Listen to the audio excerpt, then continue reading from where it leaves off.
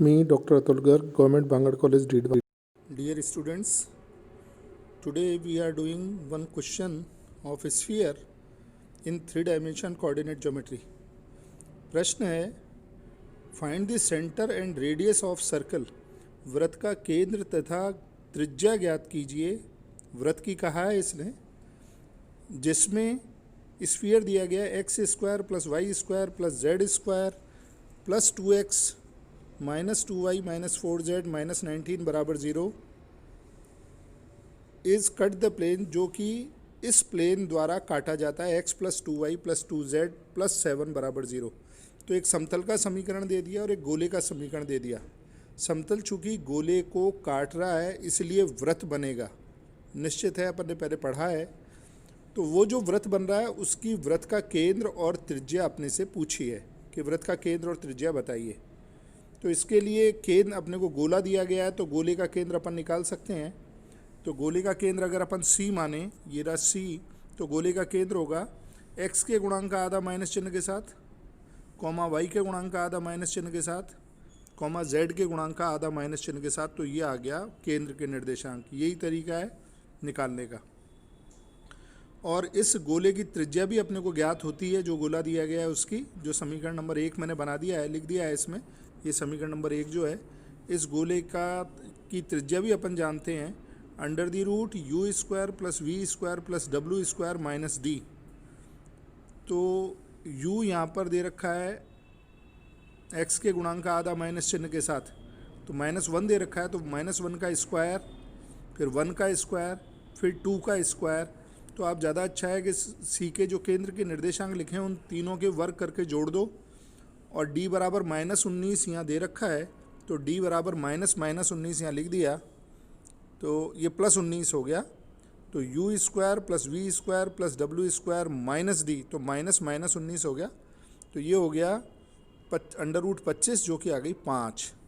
तो under root का मान वैसे प्लस माइनस होता है, लेकिन माइनस त्रिज्या नहीं हो सकती, त्रिज्या का लंबाई माइनस में नहीं हो सकती, इसलिए +5 सीधी लिख दी गई है। अब अपने को वृत्त देखें, डायग्राम ड्रॉ करें। तो ये तो एक अपने को गोला दे रखा है, दोबारा शुरू करते हैं। ये तो गोला दे रखा है एक, और ये एक समतल दे रखा है, जो इक्वेशन 1 और 2 हैं। अब अगर समतल गोले को काट रहा है तो यहाँ पर ये वृत्त बन रहा है, ये वृत्त बन गया। वृत्त का केंद्र m है और त्रिज्या ma है, ये दोनों अपने को ज्ञात करनी है। और वृत्त का गोले का केंद्र अपने को पता है -1 1 2 है, और गोले की त्रिज्या r 5 है, ये भी अपने को पता है। तो सबसे पहले तो गोले के केंद्र से समतल 2 पर डाले गए लंब की लंबाई निकाल लेते हैं। p आ जाएगा, तो p आने पर r पता है, p पता है, तो अपन ma दूरी निकाल लेंगे। तो किसी बिंदु से किसी समतल पर डाले गए लंब की लंबाई देखिए, तो -1 1 2 से x plus 2y plus 2z plus 7 बराबर 0 पर लंब की लंबाई निकाल रहे हैं। तो -1 x की जगह -1 रखना है, y की जगह 1 रखना है, z की जगह 2 रखना है। तो ये आ गया -1 प्लस 2 प्लस 4 प्लस 7 रखा ये इक्वेशन में, ये रहा। इस इक्वेशन में x बराबर -1, y बराबर 1 और z बराबर 2 रख के इस इक्वेशन को लिख दिया। Upon under the root x के गुणांक का वर्ग प्लस y के गुणांक का वर्ग प्लस z के गुणांक का वर्ग। जो समतल का समीकरण दे रखा है उसमें x y z के गुणांकों का वर्ग डालना है। तो 1 + 4 + 4, तो p बराबर आ गया। इसको सॉल्व कर लिया तो नीचे तो 3 आ गया, ऊपर 9 आ गया, ऊपर 12 हो रहा है। 7 4 11 और 13 - 1 12, तो 12/3 बराबर 4। तो ये लंब की लंबाई p आ गई 4। तो अपन वृत्त की त्रिज्या ma तो आसानी से निकाल सकते हैं, क्योंकि ये समकोण त्रिभुज बन रहा है। तो समकोण त्रिभुज से अपन जानते हैं CA square = CM square plus MA square. तो MA स्क्वायर हो गया PA स्क्वायर, CA स्क्वायर, ये P गलत है, C है, CA square minus CM square. तो 25 - 16 बराबर 9।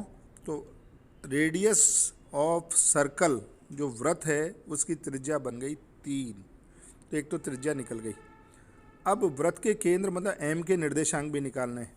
तो उस निर्देशांक को निकालने के लिए अपन ने तरीका पढ़ा था कि समतल के लंबवत रेखा का समीकरण निकालेंगे जो गोले के केंद्र से गुजरती है। मतलब ये जो सी एम रेखा है, इस रेखा का समीकरण निकालते हैं सबसे पहले। तो a line which passes through C and perpendicular to plane 2, plane 2 के लंबवत और किसी बिंदु से गुजरे, तो उसका समीकरण होता है x माइनस x1 अपॉन ए। तो अपन ये समतल दिया हुआ है समीकरण, तो समतल के अभिलंब के दिक्कनुपात अपन आसानी से लिख सकते हैं। तो समतल का समीकरण है x plus 2y plus 2z plus 7 is equal to 0। ये रहा समतल का समीकरण। तो इसके अभिलंब के दिक्कनुपात होंगे 1 2 2। तो इसमें ये जो अभिलंब रेखा है, इसके दिक्कनुपात तो आ गए 1 2 2, और ये बिंदु -1 1 2 से गुजर रही है। तो इस रेखा का समीकरण हो गया x माइनस 1, तो x प्लस 1 बटे 1, x minus x1 upon a बराबर y minus y1 upon b बराबर z minus z1 upon c. ये आपको पुरानी क्लासों में 11th 12th में पढ़ाया हुआ है, तो मान के चला जाता है कि आपको यहाँ आता है, इसलिए आपको मालूम है, इसलिए आप इसको करिए। लेकिन मैंने आपको एक्सप्लेन कर दिया है क्योंकि आप भूल जाते हैं, तो इसको ध्यान करके दोबारा ढंग से कर लें, क्योंकि ये ज़्यादातर प्रश्नों में काम में आएगा, नहीं तो प्रश्न कर नहीं पाएंगे अपन। तो ए बी सी की जगह तो 1 2 2 लिखना है, x1 y1 z1 की जगह 1 -1 1 और 2 लिखना है। तो ये समीकरण बन गई रेखा की x प्लस 1 बटे 1 बराबर y माइनस 1 बटे 2 बराबर z माइनस 2 बटे 2 बराबर k। अब ये जब रेखा का समीकरण है तो इस पर किसी बिंदु के निर्देशांक लिए जा सकते हैं। तो पहले और अंतिम खंड से, इस पहले और अंतिम खंड से देखें तो x बराबर k माइनस 1 आता है, तो ये पहला बिंदु है k माइनस 1 हो गया, दूसरा 2k दूसरे और अंतिम से लेते हैं तो 2k प्लस 1 बन गया, और ये 2k प्लस 2 बन गया। तो ये कोई चर बिंदु के निर्देशांक आ गए। मान लीजिए ये बिंदु अपन रेखा पर कहीं भी ले सकते हैं। मान लिया ये बिंदु है m, तो m बिंदु है, तो इस समतल की समीकरण को संतुष्ट भी करना चाहिए क्योंकि m समतल पर भी है। तो समतल की समीकरण को संतुष्ट कराएं। समतल का समीकरण था x plus 2y plus 2z plus 7 बराबर 0। तो उसमें रख रहे हैं x की जगह k माइनस 1, y की जगह 2k प्लस 1 और z की जगह 2k प्लस 2 प्लस 7 बराबर 0। तो k बराबर आ गया -4/3। तो ये k बराबर 4/3 जो अपन ने बिंदु ये लिया हुआ है चर बिंदु, इसमें रख दें क्योंकि बिंदु अपन ने m ही माना था, तो बिंदु में रख दिया। तो -4/3 माइनस 1 -8/3 प्लस 1 -8/3 प्लस 2, तो -7/3 -5/3 और -2/3, ये है m बिंदु। ये m बिंदु है और ये वृत्त का केंद्र है। तो वृत्त का केंद्र और त्रिज्या दोनों अपन ने निकाल ली। यहाँ नोट करने वाली बात है कि दो फॉर्मूले जो आपको अच्छे से आने चाहिए, जो 11th 12th में पढ़ के आए हो, उनमें अगर कुछ कमी रह गई तो फिर आप नहीं कर पाएंगे। इसलिए उन दोनों फार्मूलों को यहाँ मैं लिख देता हूँ दोबारा से। आप इसको अपनी नोट्स वाली कॉपी में ज़रूर लिखें। दो इम्पॉर्टेंट फार्मूले हैं, बाकी फार्मूले तो आप सारा पढ़ लें एक बार, समतल और रेखा वहाँ पर 11th 12th वाली, क्योंकि यहाँ उन चीज़ों को नहीं बताया जाएगा। तो आप वहाँ पढ़ के सारी फार्मूले लिख लें। दो इम्पॉर्टेंट फार्मूले हैं, वो एक ये, तो ये रखिए। एक तो परपेंडिकुलर डिस्टेंस, अभी जैसे अपन ने निकाली x1 y1 z1 बिंदु से किसी समतल पर डाले गए लंब की लंबाई p निकालिए। तो p का मान होता है ax1 plus b y1 plus c z1 plus d over a square plus b square plus c square. अभी प्रश्न में भी अपन ने काम में लिया है, लेकिन इस फॉर्मूले को आप नोट्स वाली कॉपी में ज़रूर लिख लें। और दूसरा है, किसी दिए गए बिंदु से गुजरने वाली रेखा का समीकरण ज्ञात कीजिए जो दिए गए समतल के लंबवत है। तो अगर समतल का समीकरण दे रखा है तो उसके लंबवत रेखा कहीं भी हो, उसके दिक्कनुपात अपन लिख सकते हैं, वो हमेशा ज्ञात होते हैं, XYZ के गुणांक होते हैं। तो मान लीजिए समतल का समीकरण दे रखा है AX plus BY plus CZ plus D बराबर 0। ये समतल का समीकरण दे रखा है, तो इसके अभिलंब के दिक्कनुपात हमेशा ABC होंगे, XYZ के गुणांक होंगे। तो एक तो इस लंबवत रेखा के दिक्कनुपात आ गए। अब अगर ये रेखा किसी विशेष बिंदु से गुजरती है तो बिंदु के निर्देशांक और लिखे हुए होने चाहिए। तो मान लीजिए ये x1 y1 z1 से गुजरती है, क्योंकि ये समतल के अभिलंब के दिक्कनुपात, तो अभिलंब तो बहुत सारे हो सकते हैं, सबके दिक्कनुपात ABC हैं ही, उसी के समानुपाती हैं। तो अब इनमें से कोई रेखा जिसका समीकरण निकालना है उसका बिंदु उसके ऊपर का है तो सही रेखा का समीकरण आ जाएगा। तो मान लीजिए रेखा x1 y1 z1 बिंदु से गुजरती है, तो ये रेखा इसका समीकरण अपने को निकालना है। अगर ये x1 y1 z1 से गुजरती है इस बिंदु से, जिसके दिक् अनुपात ए बी सी हैं, तो ये समीकरण होगा x minus x1 upon a बराबर y minus y1 upon b बराबर z minus z1 upon c. तो इसको ठीक तरह से ध्यान रखिए। अब दूसरा क्वेश्चन और लेते हैं इसी तरह का। Find the equation of the sphere which passes through the point alpha beta gamma and the circle x square plus y square is equal to a square and z is equal to 0। उस गोले का समीकरण ज्ञात कीजिए जो दिए गए वृत्त से तो गुजरता है। वृत्त का समीकरण x square plus y square is equal to a square और जेड बराबर 0 तथा एक दिए गए बिंदु अल्फा बीटा गामा से गुजरता है। उसका समीकरण निकालिए। तो अपने को जो वृत्त का समीकरण दे रखा है वो है x square plus y square is equal to a square और जेड बराबर 0। तो एक्चुअली वृत्त का समीकरण तभी अपने को पता होता है जब एक गोला और एक समतल दिया गया हो।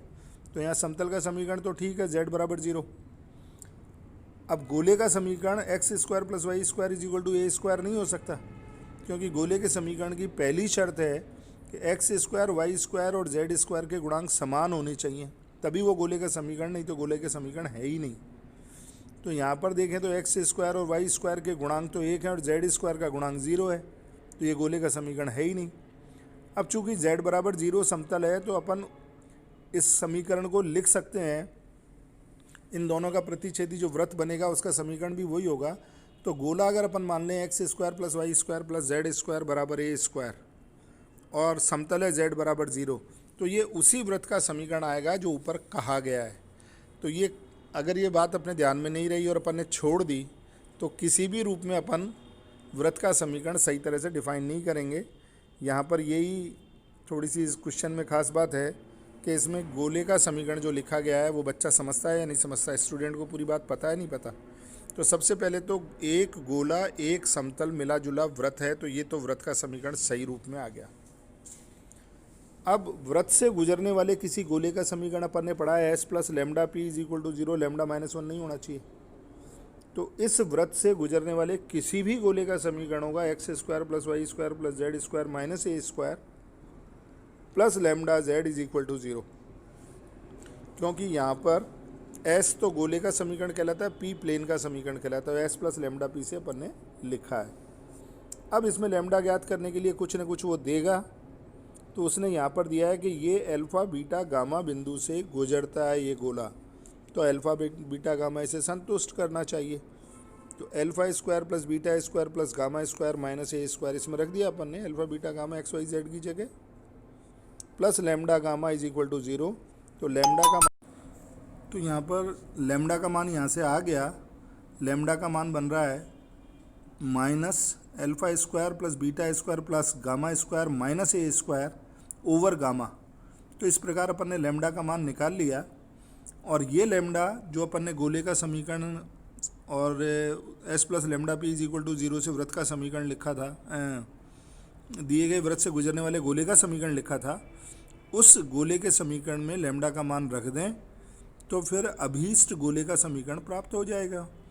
तो इसमें रख दिया लेमडा का मान, यहाँ पर लेमडा का मान रखें तो x square plus y square plus z square minus a square minus ये लेमडा का मान ये माइनस के साथ है तो ये रख दिया into z is equal to 0। तो ये है अभीष्ट गोले का समीकरण जो दिए गए वृत्त से गुजरता है और वृत्त का समीकरण जो दिया गया था उसको अपने को ठीक करना था, वो भी अपन ने कर दिया। तो इस तरह से ये प्रश्न अलग अलग तरह से दिए हुए हैं। मूल बात इसमें 5-6 ही हैं जो आपको सारी बता चुका हूँ, उनको आप ढंग से स्टडी कर लें, उसके नोट्स बना लें और फिर क्वेश्चंस को, जो खास क्वेश्चन है जिनमें कुछ बातें बच्चों की पकड़ में नहीं आती हैं कि क्या करा, वो मैंने आपको बताए हैं, आगे और भी बताते रहेंगे। तो इन चीज़ों को अगर आप ध्यान से ढंग से कर लेंगे तो फिर ये असाइनमेंट दे रहा हूँ उनके क्वेश्चंस ज़रूर करें, तो आपको सारी चीज़ें क्लियर हो जाएंगी। पहला असाइनमेंट है find the equation of the sphere, गोले का समीकरण ज्ञात कीजिए जो निम्न वृत्त से गुजरता है और दिए गए निम्न वृत्त से गुजरता है और दिए गए बिंदु से भी गुजरता है। तो निम्न वृत्त से गुजरने वाले उस गोले का समीकरण ज्ञात कीजिए जो दिए गए बिंदुओं से गुजरता है। तो दो प्रश्न इसमें बनाए हैं, पहला ये वाला प्रश्न है और दूसरा ये है। तो इन दोनों के इस वृत्त से गुजरने वाला गोला निकालिए, S plus lambda P is equal to 0, और फिर लेमडा का मान इससे निकालिए। इनको करिए क्वेश्चंस को दोनों को। इसी तरह find the centre and radius of the following circle, निम्न वृत्त के केंद्र और त्रिज्या ज्ञात कीजिए। ये भी आप करिए। इसमें दो क्वेश्चन दिए हैं, एक गोला एक समतल मिलके वृत्त बनता है, तो ये एक वृत्त का समीकरण है। तो इस वृत्त से गुजरने वाले गोले का समीकरण निकालना है। इसको भी करिए पूरे इन दोनों प्रश्नों को, फिर आगे पढ़ेंगे।